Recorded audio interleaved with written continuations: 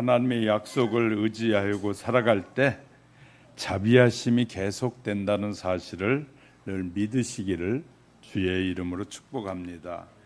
어디로 우리는 갈 것인가? 경기도 파주시에는 반구정이라는 곳이 있습니다. 황희정승이 87세에 관직에서 물러나서 돌아가기 죽기 전까지 3년 동안 갈매기를 벗삼아서 이 여생을 보낸 곳, 그 유적지가 바로 반구정입니다.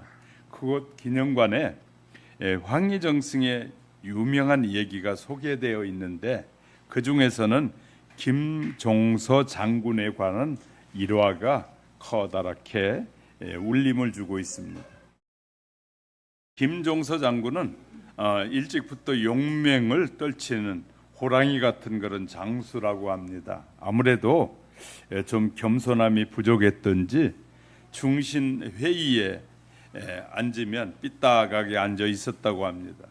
그 모습이 모두의 눈에 거슬렸으나 누구도 그런 말을 하지 못했답니다. 그러면 그때 황희정승이 아랫사람을 불러서 하는 말이 가서 저희 김 장군이 앉아 있는 모습을 보니까 아마 의자가 불편해서 그런 것 같으니까 가서 의자를 고쳐줘라라고 이렇게 말했다고 합니다. 그 말에 김종서 장군은 깜짝 놀라서 자세를 고쳐 앉았다라는 얘기가 있습니다. 그런 식으로 가끔 김 장군의 잘못을 따끔하게 지적하자 한 충신이 유독 김 장군에게 그 엄격하게 하는 이유를 황희정승에게 물어봤더니 그때 하는 말이 김 장군은 앞으로 나라의 큰 일을 맡아서 하실 분이기 때문에 혹시라도 장군의 훌륭한 능력을 작은 결점으로 그르칠까 봐 염려돼서 그러라고 말했다고 합니다. 황희정승은 이미 어디로 갈 것인가를 알고 있었다 그 말이죠. 그래서 결국 자신은 늙어서 물러갈 것이고 그 다음 세대를 이어갈 사람이 그라는 사실을 내다본 것이었습니다. 마치 지금의 자리가 영원할 것처럼 어디로 갈 것인가 또 모르고 어디서 온 것만을 내세우는 그런 사람에게는 미래가 없다라고 합니다. 우리도 때때로 자문해 보기를 어디로 갈 것인가? 우리는 어디로 갈 것인가? 지나온 발자취를 반추하면서 어디로 갈 것인가를 좀 깊이 생각해 보셔야 합니다. 이 우리나라 같은 이 시대에 황희정승 같은 선각자가 나와서 우리를 도와주기를 바라는 그런 간절한 마음이 있습니다. 어리석은 사람들이 나라를 다스리면 나라가 망하는 것이거든요. 그러니까 교회 지도자가 나라 운영을 보는 것과 성도들이 나라를 운영하는 것을 보는 눈이 다를 것입니다. 그러니까 여러분이 보기에는 잘하는 것 같아도 또 다른 지도자가 볼 때는 부족한 것이 많다 말이에요. 그러면 이것을 그런 얘기를 들을 때 우리는 어떻게 들어야 하느냐면 저런 말을 하시는 이유가 있겠지라고 들어야 되는데 뭐 목사님은 알지도 모르면서 저런 얘기나 하고 있을까 이 시간에 그렇게 말한다면 이 설교를 들어야 할 이유가 없는 사람인 것이죠. 왜냐하면 우리는 하나님께서 이 교회를 세우셨다고 저는 믿는 사람이고 여러분도 이 교회의 주인은 예수 그리스도라고 믿는 것이에요. 예수 그리스도를 믿으면 예수님이 이곳에 지도자를 세웠어요. 그러면 지금 누구 말을 하고 싶어 하는 거예요? 예수님께서 당신의 말을 하고 싶어서 지도자를 세워서 말하는데 그 말을 받는 사람들이 말씀을 잘못 받게 되면 그것이 복이 되지 않고 말씀이 우리에게 심각한 어려움을 주는 말씀이 될 수도 있단 말이에요. 하나님이 우리에게 주신 말씀들은 정말 축복의 말씀들이에요. 저와 여러분이 잘 되고 형통하기를 원하시는 말씀이에요. 저와 여러분 영원한 구원을 통해서 하나님과 함께 멋진 삶을 살기를 원해서 성경을 기록하고 우리에게 말씀하도록 하는 것이에요.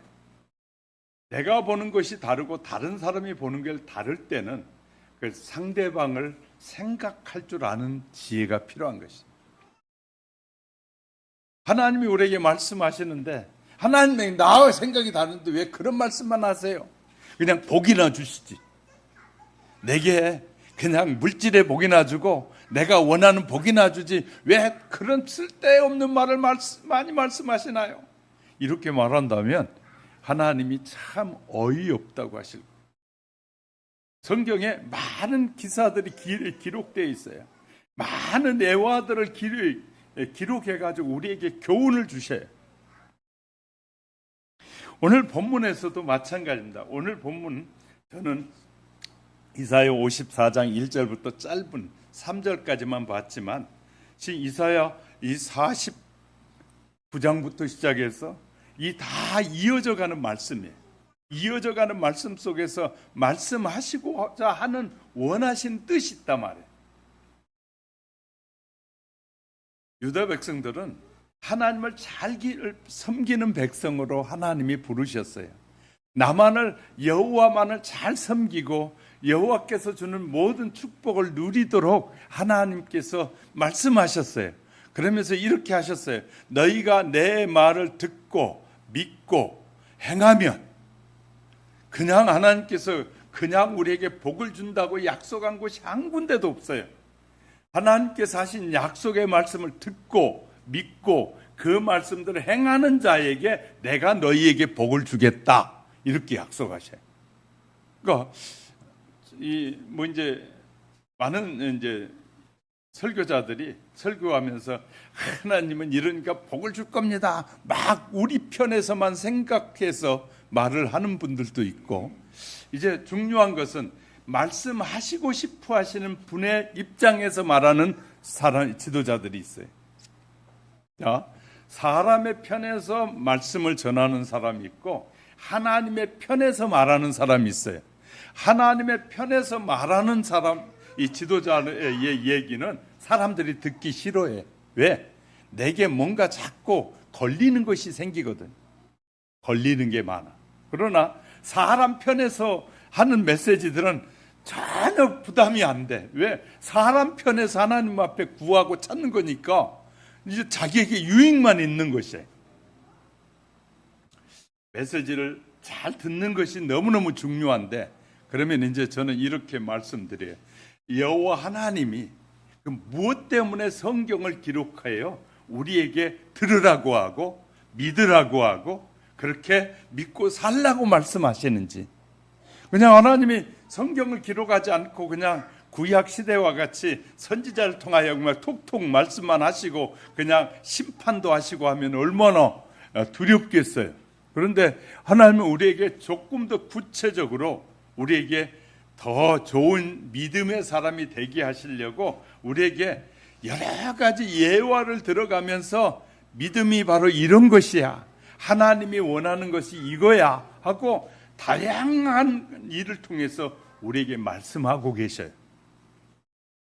우리는 성경을 이해할 때 하나님이 뭘 말씀하시고 싶어 하는지를 늘 되새길 줄 알아야 돼. 내가 필요한 것만 막 찾아가지고 그것만 하나님 내놔야 하고 이런 신앙이 아니라 그건 어린아이의 신앙이에요. 어린아이는요, 배만 고프면 무조건 달라고 소리 질러요. 부모님의 형편과 처지가 있는지 없는지 생각도 안 해요.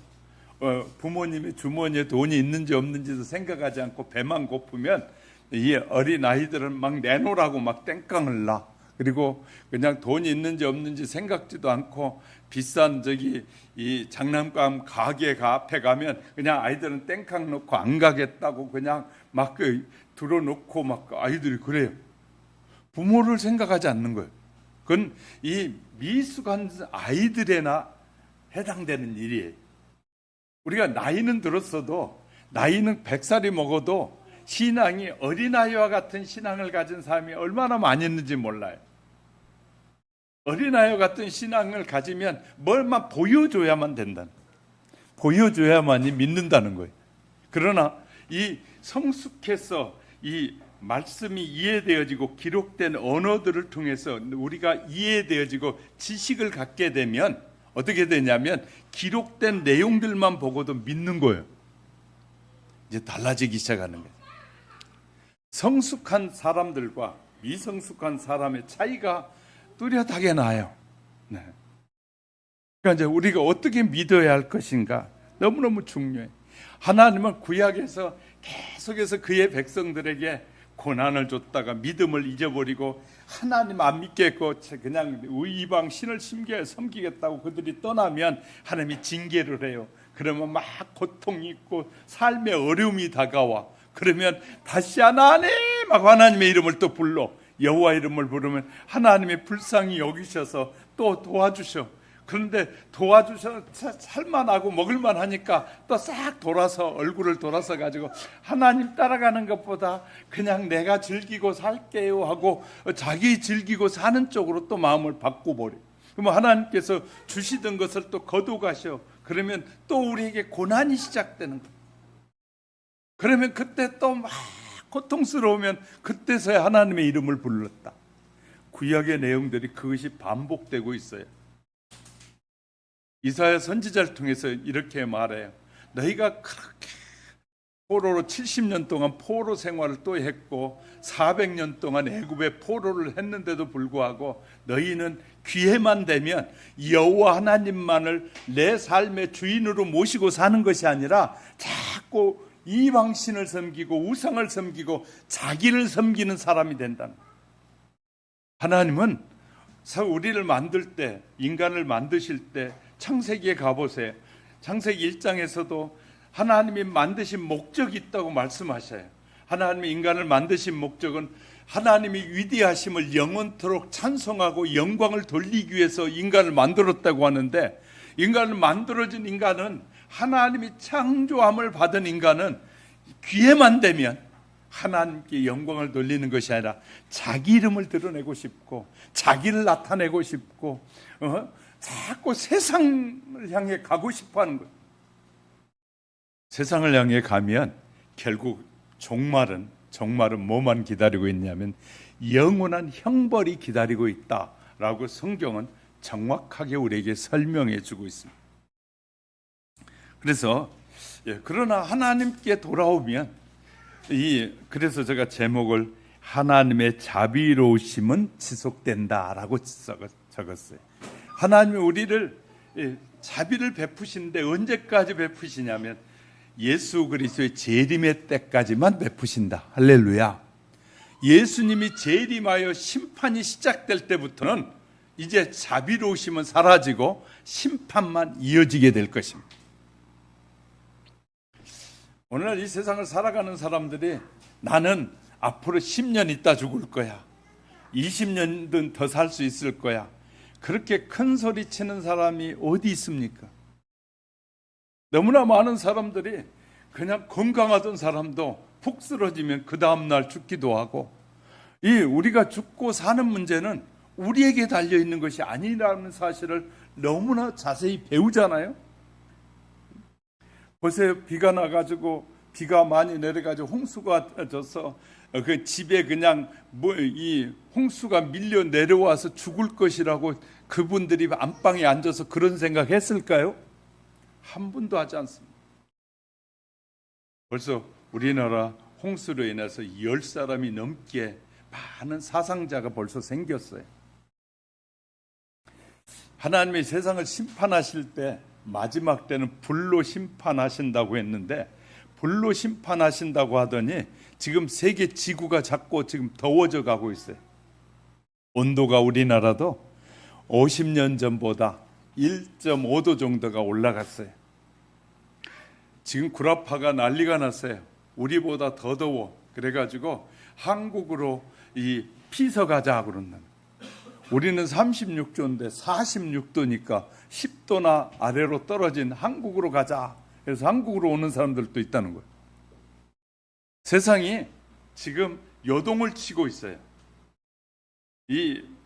불이 나가지고 미국에는 한 달씩이나 불이 나서 그 불이 막 온 천지에 불이 나서 타기도 하고, 이렇게 심각한 이 불이 나고 이 화산이 폭발하고 이런 것은 우연이 아니라 그 안에는 하나님의 뜻이 있다. 아멘? 이제 여러분 너무 더우니까 좀 시원한 얘기라도 좀 해드려서 여러분이 마음이 좀 시원해지라고 지금 얘기하는 거예요. 심판이 있다. 얼마나 그런 세상에 저와 여러분이 살고 있어요.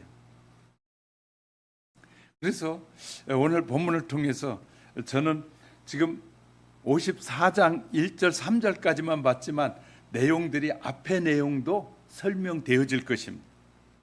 그래서 이 오늘 내용은 이 죄로 인하여 포로로 잡혀갔던 유대 백성들이 포로에서 돌아올 수 있도록 역사하신 하나님께서 장차 메시아를 통해서 이루실 이 축복에 대해서 설명하고 있는 것이에요.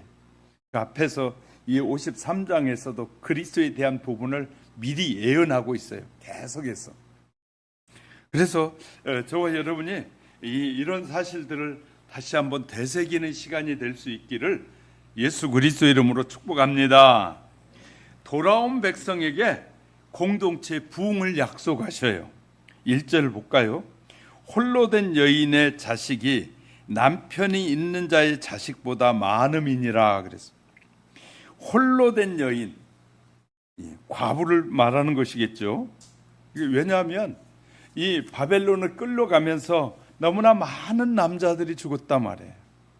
전쟁이 일어나면 전쟁에서 가장 큰 희생자가 누구냐면 여자가 아니라 남자입니다.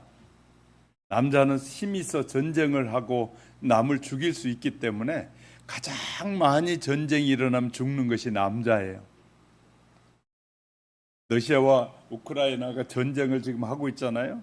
전쟁하고 있는 그 사이에 얼마나 많은 남자들이 죽어가는지 몰라요. 죽지 않고 싶어서 막 이 러시아를 떠나고 외국으로 막 여행을 가서 숨고 난리가 아니에요. 그러면 남자가 부족해져요. 남자가 부족해져요. 그래서 이 남자를 또 수입해 가기도 해. 문제가 생겨서 이렇게 심각한 문제들이 이곳저곳에서 일어나요.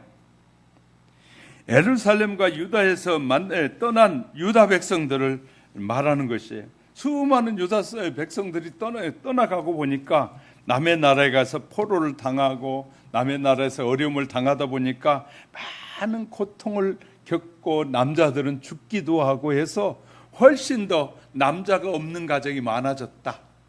남자가 없는 가정이 훨씬 많아졌다는 거예요.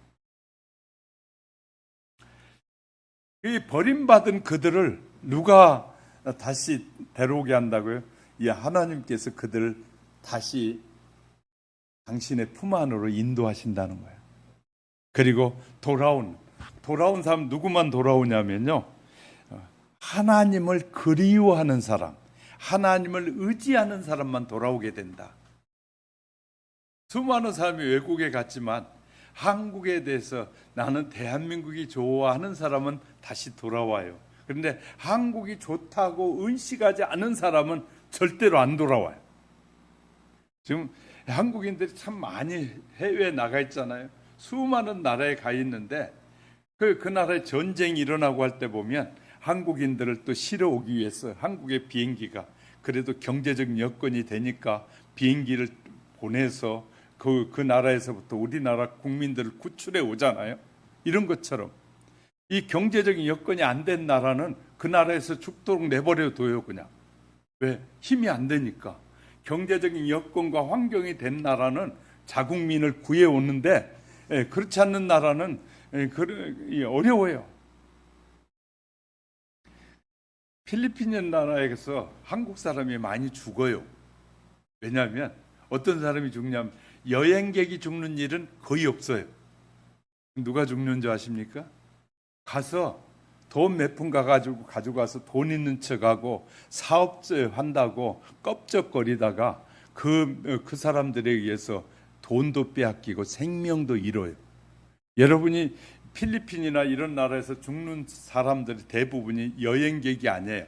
여행객은 사고가 나고 문제가 생겼을 때 그런 일이 일어나고, 일반적으로 죽는 사람 대부분이 교만한 사람들이 죽어요. 그러니까 이제 우리가 잘 알아요. 겸손한 사람은 어떤 환경에서도 하나님이 살도록 도와주시는 분. 그래서 하나님을 의지하고 사는. 그러니까 포로로 잡혀갔는데도 그 환경이 아무리 좋아도 내가 믿는 하나님께로, 하나님이 계신 성전이 있는 예루살렘을 향해서 하나님이 약속한 백성이 살라고 해준 그 땅으로 돌아가고 싶어하는 사람은 회개하는 사람이에요. 회개하는 사람. 우리가 신앙생활하다가 하나님에게서 멀어질 수 있어요. 그러나 주님은 기다리셔요. 어떻게?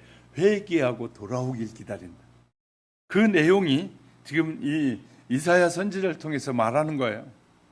그러면 내가 신약에서는 메시아를 세워서 그를 통해서라도 내가 돌아오는 모든 백성들은 내가 다 안고 그들을 나의 백성으로 삼으리라 라고 말씀하십니다. 그러면서 하는 말이 2절에서 내 장막의 털을 넓히며 내 처소의 휘장을 아끼지 말고 널리 펴며 너의 줄을 길게 하며 너의 말뚝을 견고히 할지어다. 말뚝을 견고히 하는, 하나님을 의지하는 그 마음이 견고해져야 된다. 예, 우리가 마지막 시대를 살고 있다고 늘 말씀드려요. 지금 세계의 흐름이 종말을 향해 가고 있는 것이 뚜렷하게 드러나고 있어요. 그런데 이런 때일수록 수많은 유혹이 많아요. 그럴 때일수록 우리는 하나님의 말씀에다 말뚝을 받고 의지하는 믿음을 가져야 돼. 그러면 우리는 파산하는 일이 없을 것이고 떠내려가는 일이 없을 것이고 하나님이 우리를 심판해서 자유케 하실 거예요. 할렐루야. 그러나 하나님의 말씀을 붙잡지 않으면 파산하게 될 것이고 물에 떠내려가게 될 것이고 이 불에 태워지게 될 것입니다. 그러나 하나님의 말씀의 말뚝을 제대로 받고 있으면 이런 모든 고통과 어려움에서 우리를 지키신다고 약속하고 계십니다. 여러분, 아내가 없이 살 수 있고 남편이 없어도 살 수가 있어요. 자녀가 없으셔도 살 수 있어요. 그러나 하나님 없이, 예수 그리스도가 없이 사는 것은 가장 비참한 인생이에요. 할렐루야.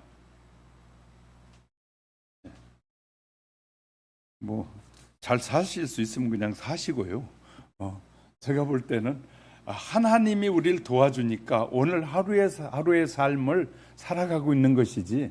그래서 어느 날부터인가 깨달음이, 나이가 많으신 분들을 보면 야, 저렇게 사는 것이 기적이다.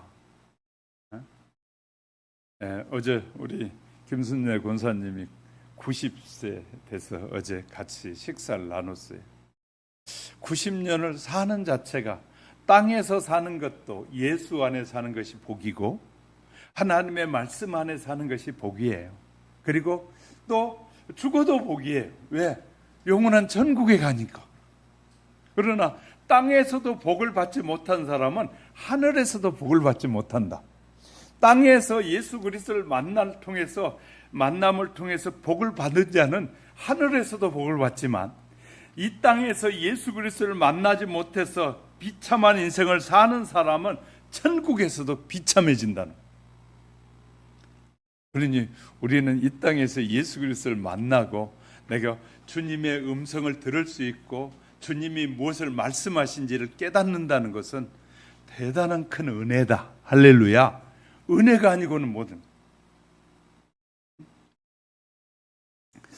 아무리 똑똑한 것 같아도 예수님을 모르고 사는 것은 가장 어리석은 사람 중에 하나예요. 세상의 모든 학문을 쓴, 사상을 말하는, 기록하고 경험을 말한 수많은 사람들의 그 경험은 이 땅에 사는 동안에만 적용될 수 있어요. 그러나 인간이 죽은 후에 적용되는 것은 성경밖에 없어요. 할렐루야. 자, 우리가 이 땅에서부터 영원한 나라에 가는 데까지 안내서 역할을 하는 것이 성경이에요. 그러니 이 땅에서 우리가 육체를 가지고 사는 동안에만 필요한 것, 그것에 만족하는 사람은 영원한 나라를 상속받지 못할 것입니다. 그러나 우리가 하나님께서 우리에게 기록한 말씀을 통해서 주신 이 말씀이 믿어지고 이 말씀을 따라 살겠다고 결정하고 살아가는 저와 여러분은 정말 이 땅에뿐만 아니라 영원한 상급을 받는 사람이다. 그러면 이제 구약에서 하나님은 그의 백성들을 어떻게 먹이시고 입히셨을까? 우리는 잘 기억합니다. 이스라엘 백성을 430년 동안이나 애굽에 종살이를 하다가 결국 그들이 광야에 40년 동안을 살아가는 동안에 이 근 200만 정도가 되는 그 백성들을 하나님이 아무것도 없는 광야에서 40년 동안을 먹이고 입히셔요. 그들이 광야에 있을 동안에 배고픈 사람이 없었고, 그들이 광야에 있는 동안에 이 떨어진 옷을, 헤어진 옷을 입고 사는 사람이 없었다. 하나님은 우리에게 필요한, 하나님을 의지하고 믿고 사는 모든 자들은 끝까지 뭐 하신다? 보호하신다. 그런데 그러면 이제 가끔 목사님 우리가 어려워요, 그런 말들을 하실 수 있어요. 자, 그때 하나님 앞에 이렇게 저는 이렇게 물어요. 얼마나 기도하고 계십니까?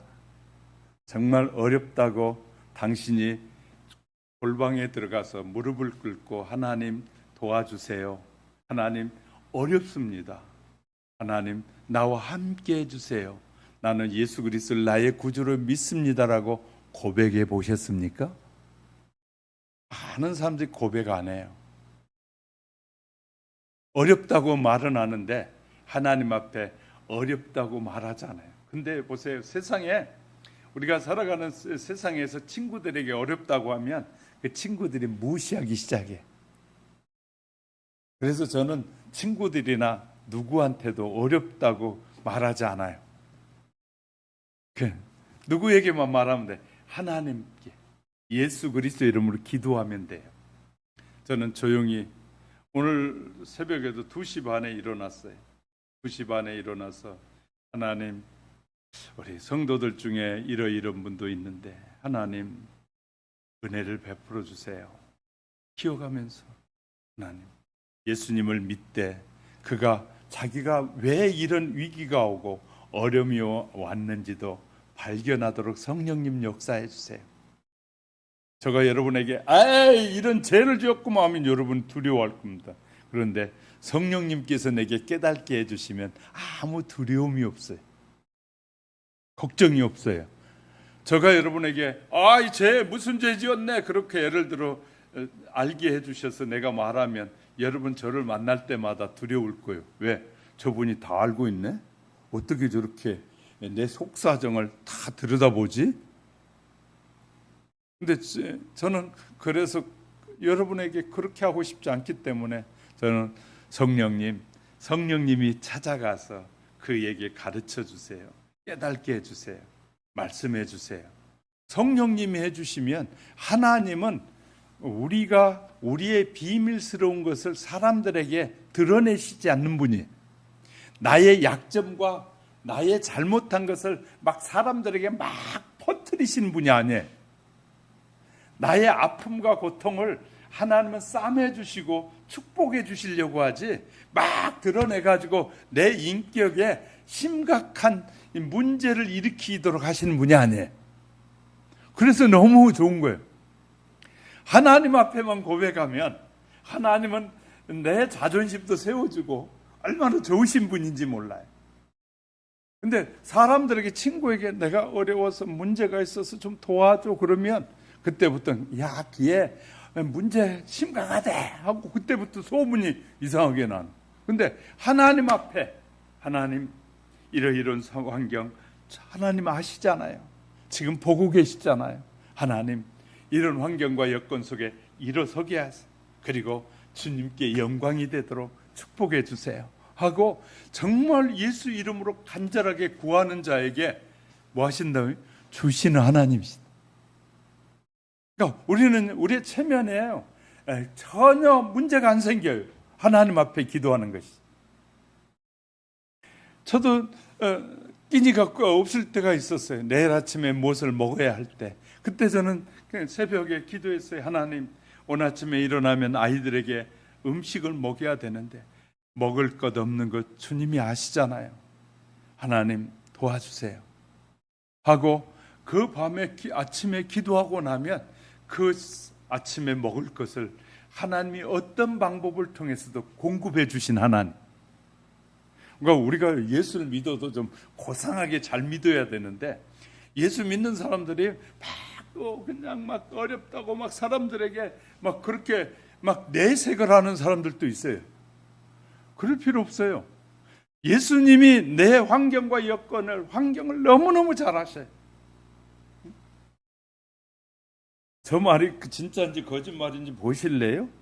이 53장 앞절에 조금 보실게요. 자, 53장 10절에 보세요. 여호와께서 그에게 상함을 받게 하시기를 원하사 질고를 당하게 하셨은지 그 영혼을 속건 제물로 드리기에 이르며 그가 씨를 보게 되며 그 날은 길 것이요 또 그의 손으로 여호와께서 기뻐하신 뜻을 성취하리로다. 하나님께서 우리가 곤욕을 당하고 어려움을 당하는 모든, 주님이 고난을 당하는 것이 우리의 죄 때문이잖아요. 지금 죄의 문제를 53장에서 다뤄요. 우리의 죄 때문에 주님이 십자가에서 죽어야만 하셨다는 거예요. 저와 여러분의 허물과 죄 때문에. 그렇기 때문에 우리가 우리 살아가는 삶에 있어서 여러 가지 문제를 만날 때 어떻게 해야 되느냐? 하나님께로 돌아오면 돼요. 하나님. 사람에게로 의지하려고 하지 말고 예수 그리스도를 믿고 하나님을 의지하려고 자꾸 해요. 그러면 하나님은 우리가 정말 사람들 앞에서 부끄러움 전혀 느끼지 않도록 행복하게 만들어주신 분이 하나님이세요. 네, 할렐루야. 근데 그러면 하나님은 여러 가지 방법을 통해서 우리를 도우시는 하나님을 경험하게 될 것입니다.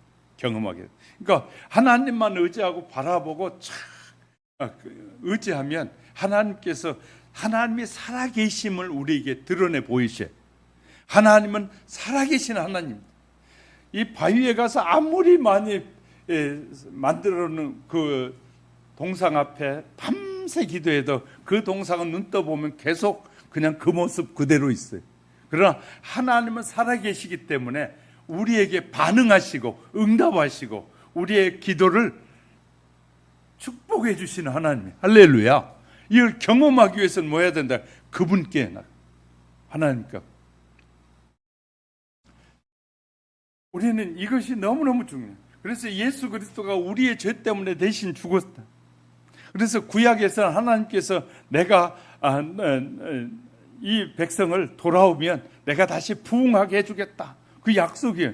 그리고 이제 신약에 와서는 예수 그리스도를 통해서 다시 너희의 모든 죄를 사할 뿐만 아니라 신약의 모든 백성들을, 그래서 교회의 주인은 누구라고요? 예수님이. 성막의 구약의 성전의 주인은 누구였어요? 하나님이셨어요. 지금 교회 신약에 와서 교회의 주인은 누구라고요? 예수님이시죠. 교회의 주인을 잘못한 사람들이 많이 있어요. 그래가지고 어떤 분은 지도자가 자기가 교회의 주인으로 착각하는 사람이 있는가 하면 성도들이 자기가 교회의 주인으로 착각하는 사람도 있어요. 내가 이 교회를 위해서 얼마나 많이 돈을 냈습니까? 돈을 많이 냈으니까 내가 주인입니다. 어처구니 없는 사람들이 있는 거죠. 이 교회 주인은 예수 그리스도라고 우리에게 바울을 통해서 분명하게 말씀하고 있어요. 자, 이렇게 예수님은 저와 여러분에게 이렇게 은혜를 주실 뿐만 아니라 우리 모든 성도들에게 넓히라라고 말씀. 넓히라. 뭘 넓히라고 하는 걸까요? 우리의 장막의 털을 넓히라라고 말씀하셨어요. 자, 2절에 너 장막 털을 넓히며 내 처소의 휘장을 아끼지 말고 널리 펴서, 편다 그 말은 많은 사람이 볼 수 있고 많은 사람이 누릴 수 있게 펴라는 거예요.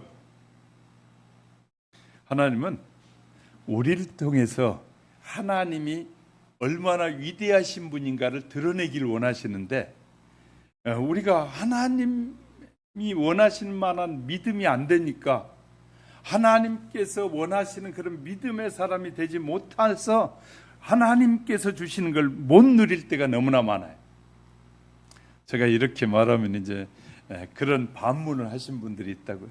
하영교회는 목사님, 얼마나 목사님이 마음이 좁았는지 교회가 조그마잖아요. 그러니까 참 이제 어리석은 사람들이 그런 질문을 해요. 교회는 숫자로 말하는 것이 아니라 교회는 성도의 믿음으로 말하는 거예요. 할렐루야. 그 교회는 믿음의 사람이 얼마나 있느냐가 중요한 거예요. 사람이 많이 있다고, 하나님은 믿는 자 한 사람이 100만을, 믿는 자 한 사람이 1000만을, 1000만보다 더 귀하다는 거예요. 믿음의 사람은, 하나님이 인정하는 믿음의 사람은 안 믿는 자 1000만보다 더 귀한 거예요. 근데 우리는 이 세상적인 이 어느 부흥이라는 것을 세상적인 것에 벌써 쫙 빠져버려 가지고 그렇게 말하는 거예요. 이곳에 믿음의 사람이 우리 하영교회 5명만 있다면 500만 교회보다 더 큰 교회예요. 이해가 되셨으면 아멘. 하나님은 사람을 보는 것이 아니라 그 교회 성도들의 믿음을 보시는 거예요. 할렐루야. 그러니까 자꾸 세상적 욕구를 가진 사람은 저 교회는 큰 교회니까 하나님이 엄청 축복해 주세요. 목사님 뭐 했어요? 이렇게 말하는 거예요. 그런데 그 성도들이 정말 하나님을 향한, 지도자나 성도 한 사람 한 사람이 하나님을 향한 온전한 믿음을 가지고 있는지를 보지 않고 외적인 것만 보고 자꾸 말하는 사람들이 얼마나 많이 있는지 몰라요. 우리는 정말 이 소중한 것은 말씀과 삶이 동일해야 된다는 거예요. 그런데 너무나 많은 사람들이 교회 안에서와 교회 밖에서 다르게 산다는 거예요. 교회 안에서와 교회 밖에서 똑같아야 돼요. 이것이 신자예요. 좋은 믿음을 가진 성도예요. 지금 아무리 내가 많은 지식을 가지고 있고 엄청난 재능을 가지고 있어도 하나님이 그에게 복을 주시지 않으면 그걸 쓸 수가 없게 되는 거예요. 이해가 되셨어요? 그러니까 모든 주권이 누구에게 있다는 거예요? 하나님 앞에 있다는 거예요. 근데 우리는 자꾸 사람에게 있는 걸로 착각을 해. 그래가지고 저 사람은 엄청나잖아. 그것은요, 외적인 것과 내적인 것을 구별하지 못한 사람들의 이 믿음이 아주 얕은 사람들에나 하는 말이에요. 예수를 20년, 30년, 50년 믿어도 그렇게 말하는 사람들이 많아요. 참 어리석고죠. 그러면 더 쉬운 방법을 가르쳐 드릴게요. 여러분이 하나님 앞에 진실하게 서서 기도해 보세요. 하나님이 느낌이 오게 하셔요. 느낌을 주셔요. 하나님 우리에게 큰 소리도 말하지만 하나님은 미세한 음성으로 우리의 이 귓가에 스치는 다양한 방법으로 하나님은 말씀하셔요. 어떤 말씀이 와 닿다가 그 말씀이 이해되어지는 순간에 성령님께서 딱 풀어주는 순간에 하고 그 믿음이 쏙 자라는 그런 기회도 와요. 우리에게 마음을 넓히라고 말씀하십니다. 주님이 세우신 교회 모든 부흥도 약속하고 계세요. 그리고 세 번째는 우리 성도들에게 자신의 장막터를 넓히라는 것이에요. 장막을 털을 넓히면 하나님이 우리에게 필요한 걸 다 공급해 주세요. 그러면 이제 이렇게 설교하면 믿음이 적은 사람이 이렇게 말해요. 목사님 이제 교회 안 나와도 되겠네. 내가 알아서 기도하면 하나님이 다 주시니까. 참 이 철부지 같은 사람들이 너무 많은 거죠. 왜냐하면 교회의 공동체를 통해서 하나님이 이루고자 하신 뜻이 있는 교회라는 공동체를 통해서 또 이루고자 하신 뜻이 있어요. 우리 개인을 통해서도 일하지만 공동체를 통해서 일하실 뜻이 계시는 거예요. 그래서 이 공동체를 주님이 세우시고 주님이 세운 종들을 통해서 공동체를 이끌어가고 계시는 거예요. 그럼 우리에게 장막의 터를 넓히라고 했는데, 그러면 이 장막의 터를 넓히라는 것이 성경에서 말하는 장막의 터가 뭐냐? 구약에서 하나님의 약속을 찾아보면, 구약의 약속을 찾아보면 시편 81편 10편에서 내 입을 넓게 열라 내가 채우리라. 그러니까 자, 입을 넓게 연다는 것은 믿음이 없이는 열 수가 없는 거거든요. 그러니까 믿음으로 너희가 입을 열면 하나님께서 채우시리라 라고 시편에서 약속하고 계셔요. 그뿐만 아니라 입을 크게 열면 채우신다는 거예요. 바울을 통해서 빌립보서 2장 13절에 너희 안에서 행하시는 이 하나님이시니 우리 안에서 내가 예수 그리스도를 나의 구주로 모셔드리는 순간 주님이 우리 안에 들어오시잖아요. 우리 안에서 하나님께서 우리 안에서 큰 일을 행하시는 분은 하나님이시다는 거예요. 그러니까 우리 안에서 마음에 무엇을 하고 싶은 마음을 일으키기도 하고, 근데 그 하고 싶은 마음이 우리에게 들 때 이것이 하나님의 영광이 되는 것이냐 내 이름이 드러내느냐를 구분할 줄 알아야 돼. 자, 어떤 일이 내 마음에 기도하는데 딱 떠올랐어요. 근데 그 일이 이루어지면 자기가 드러나게 된, 그건 하나님께서 기뻐하는 일이 아니에요. 마귀가 주는 유혹이에요. 자, 우리에게 어떤 마음을 주셔서 그 일을 딱 했을 때 하나님이 영광을 받으시는 일이라면 하나님이 주시는 마음이에요. 할렐루야. 자, 하나님이 우리에게 말씀을 주시기 전에 반드시 뭐가 함께한다? 귀신이 역사한다. 악한 영이 역사해요. 그래서 큰 문제가 해결되기 전에 반드시 시험이 먼저 와. 시험을 극복해야 그 큰 축복이 내 것이 돼. 축복을 받으려면 시험을 이겨야 되는데 시험은 우리를 성장시키는 길이에요. 자, 여러분이 초등학교 때부터 시험을 자꾸 보잖아요. 또 우리가 어떤 자격증을 받으려고 시험을 보잖아요. 시험은 네가 그 일을 할 만한 자격이 됐다 할 때 자격증을 주는 거거든요.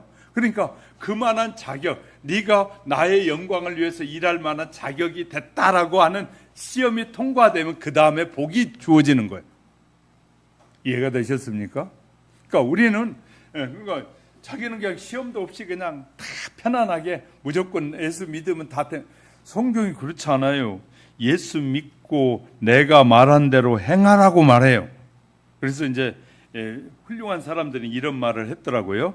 윌리엄 캐리라는 사람은 하나님을 위하여 큰 일을 도모하라 라고 말하고 자기는 그렇게 기도했더니 정말 그는 선교 역사상 큰 일에 위대한 인물이 됐어요. 그러니까 선교의 위대한 인물. 자, 선교는 하나님의 일이잖아요. 하나님의 일에 위대한 인물이 되더라는. 빌립스 블록스라는 사람은 당신의 능력에 맞는 일을 구하지 말고 일에 맞는 능력을 달라고 기도해라. 그 일을 감당할 수 있는 능력을 달라고 기도하라는. 하나님 이것만 주세요. 그런 사람은 참 이 어린아이와 같은 신앙을 가진 사람이죠. 어린아이라고 나쁘다는 말은 아닙니다. 어린아이와 같은 미숙하다는 거예요. 아직도 우리의 신앙이 미숙하고 하나님을 향한 우리의 생각이 미숙하고 하나님의 뜻을 이루고자 하는 생각이 미숙하다 그 말이에요. 로만 핀센트 필이라는 분은 이런 말을 했다. 생각을 바꾸면 자기 세계도 바뀔 수 있다라고 말을 했다. 신학의 모든 성도들에게는 뭐라고 말했느냐면 바울을 통해서 고린도후서 6장 11절에 13절에 내 마음을 넓히라. 우리의 마음이 넓어져. 저 사람이 이거 안 주면 내가 어떻게 살아? 그래가지고 요새 가정법원에서도 싸움이 나고 아직도 많은 문제들이 있어요. 정말 하나님 앞에 매달리면 그가 안 줘도 하나님이 우리가 하나님의 자녀가 돼버리잖아요. 하나님을 책임지시는 거예요. 하나님이 그러니까 하나님의 자녀란 믿음이 없으니까 사람을 자꾸 바라보게 돼요. 저 사람이 근데 이제 이 믿음의 단계가 성장하잖아요. 십자가의 사랑이 믿어지기 시작하면 다른 사람의 허물도, 나에게 못된 짓을 하는 허물도 용서할 수 있는 단계까지 이르는. 남이 나에게 막 원망 살릴, 나에게 막 원통한 일을 많이 주고 나면 우리는 그것 때문에 스트레스 받아가지고 막 이 병이 들고 막 난리를 치는데, 우리의 믿음이 쑥 성장하잖아요. 그러면 그가 불쌍해지기 시작합니다. 그러니까 그를 위해서 기도해 줄 수 있는. 하나님은 저와 여러분이 그런 믿음의 단계 성장이 되어지길 원하십니다. 성숙해지길 원하십니다.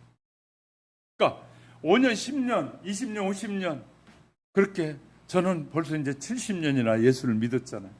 70년을 믿었어요. 저는 엄마 뱃속에서부터 예수를 믿었으니까 70년을 믿었어요. 70년을 믿어도 어떤 사람은 믿음이 요만큼 자라고 어떤 사람은 쏙 자라있는 사람이 있고 다 차이가 나. 하나님은 저와 여러분이 쑥쑥 자라길 원하셔요. 그래서 너희의 마음을 넓히라. 자, 우리가 잘 아는 다윗과 이스라엘, 다윗과 사울에 대한 설교 많이 들으셨잖아요. 사울은 하나님이 세우셨음에도 불구하고 사람들이 요청해서 세운 왕이 사울이었어요. 다윗은 하나님이 뽑아서 세웠어요. 달라요, 삶이. 근데 그 일을 통해서 하나님이 이 사울이 마음이 좁은 거예요. 그래가지고 전쟁에 나가서 다윗이 블레셋을 이겨서 이스라엘을 구했으니 다윗에게 너가 정말 훌륭한 그 용사다 그러면 얼마나 좋을까. 사울이 다윗은 만만히요 자기는 천천히라는 그 말을 듣는 순간에 속이 뒤집어지는 거예요. 이제 속이 뒤집어지는 거예요. 아니, 나는 천천히고 다윗은 만만이면 다윗이 훨씬 더 훌륭하네, 이런 생각이 빠지는 거예요. 그러니까 그때부터는 시기심이 생기고 이제 원망과 불평이 생겨요. 그래서 이제 군 장군들을 모아놓고 하는 말이, 우리 그냥 다윗 죽여버리자. 나라를 구원해낸 공신인데 죽이자는 거예요. 그렇게 바뀌는 거예요, 사람이. 그래서 이제 그런 것을 우리말로 쉽게 표현하면 화장실 갈 때하고 화장실 갔다 와서 달라졌다 그러잖아요. 우리 그런 믿음을 가지면 안 되고 정말 하나님이 원하시는 믿음의 사람, 믿음으로 살아가는 신앙인의 마음을 넓히면, 그러면 어떻게 해야 될까요? 넓히면 어떻게 되냐면 시기심이 버려져요. 시기심이 없어져요. 저 보세요. 예수를 잘 믿다가 성도님이 복을 받아서 막 100억, 1000억을 부자가 됐어요. 어떤 사람은 옆에 사람들이 그렇게 하면 시기가 나는 거예요. 나보다 기도도 적게 하고 했는데 저 사람은 100억, 1000억이 됐네. 나는 훨씬 더 저분보다 자기의 평가인 거예요. 하나님의 평가는 하나님이 하셔요. 객관적인 평가 하나님이 하시는데 늘 주관적 평가를 통해서 자기가 저 사람보다 낫다라고 생각을 하는 거예요, 자꾸. 그래서 가정의 싸움도 그래서 일어나요. 내가 하는 일은 큰 일이고 저 사람이 하는 일은 행편없는 일이라고 자꾸 생각하면 싸움이 나는 거예요. 이 세상의 모든 일은 다 소중해요. 자, 우리는 길거리에서 거리를 청소하시는 분들을 우습게 여길 때가 너무 많아요. 그분들이 거리를 청소하지 않으면 거리가 어떻게 될까요?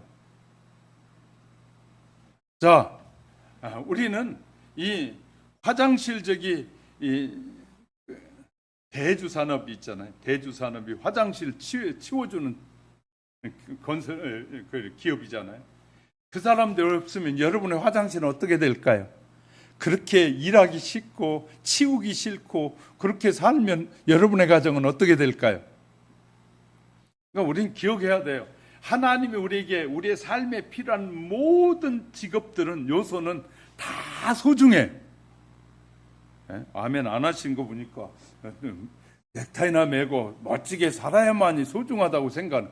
자, 하나님이 만드신 하나님의 세계의 일들은 하나님의 시각으로 보면 다 소중해요. 할렐루야. 이게 이제 믿음의 사람들이 가져야 될 사고방식이에요.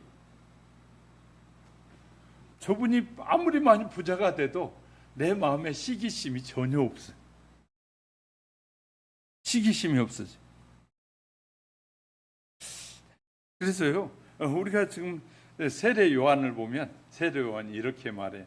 자기들 막 따르는 제자들이 예수님이 나타나니까 갑자기 예수님을 따라가겠다고 막 하는 거예요. 그러니까 세례 요한이 그때 뭐라고 말하는 줄 알아요? 나는 망해야 하고 그분은 흥해야 한다. 그분을 따라가라. 그분을 따라가는 것이 네가 흥하는 길이다. 우리는 그런 말 하기 어렵잖아요. 그런 말 잘 못해. 근데 잘하죠. 이기심도 버려야 돼. 이기심이 사라져요. 좋은 믿음의 사람이 되면 이기심은 자기중심적 신앙이에요. 자기중심적 신앙을 가지면 자꾸 이기심이 생기는. 자, 교만도 버려요. 교만도 사라지게 돼. 예수 그리스도를 제대로 믿으면 교만한 마음들이 사라져요. 그리고 남을 용서하는 마음이 자꾸 생겨요.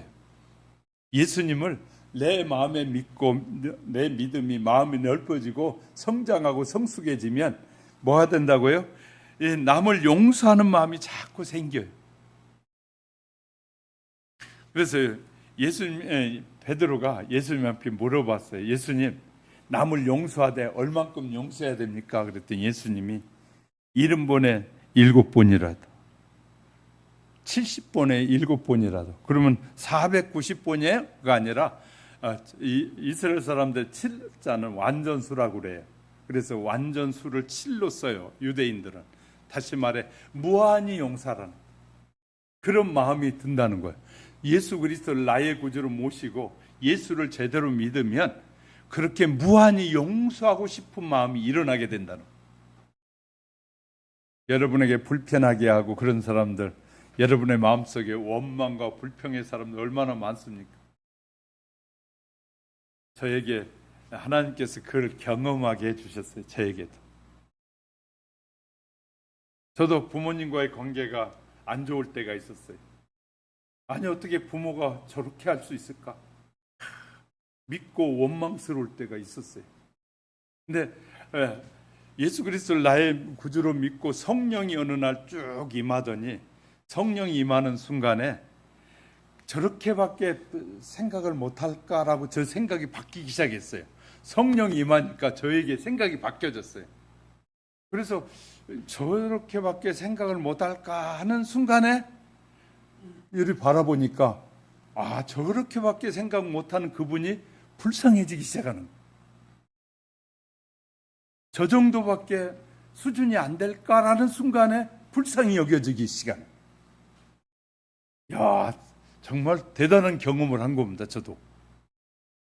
그 전까지 저도 불평과 원망과 이런 마음들이 가득할 때가 있었거든요. 근데 성령이 저의 마음을 어루만지는 순간에 그렇게 불평하고 미워하던 감정이 한순간에 사라지는 거예요.